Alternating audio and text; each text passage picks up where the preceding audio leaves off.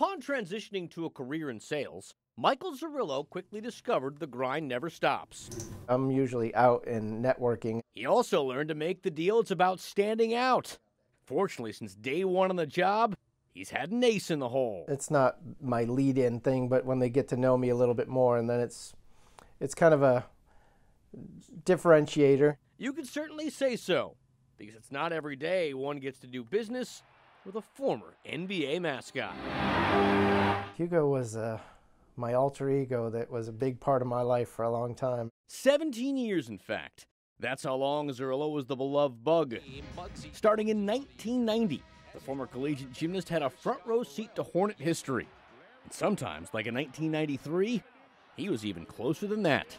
Morning, the shot! When he hit that shot and we finally beat the Boston Celtics, I was like the fifth one in on the pile on Alonzo. Zerillo keeps a picture of that night in his office alongside several mementos from his time as Hugo. The 58-year-old estimates he worked more than 2,000 games, missing only 4 due to injury. I had to have my appendix out the day of a game, but then 5 days later I dunked through a hoop of fire. But eventually all the injuries caught up to him, and along with his desire to spend more time with his family, Zerillo stepped aside, hanging up the sneakers and the stinger. Even though Zerillo's been retired for 16 years, his mark on the franchise is still felt to this day.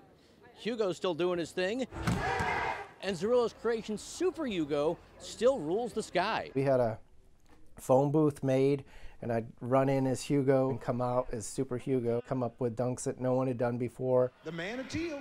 And thus, long before he completed his first sale, Zerillo sold Hornet fans on fun. You know, you can't help but smile because it's on the character. Leaving a legacy that lives on. I was out there and doing the best I could. Both at the Spectrum Center and in his office.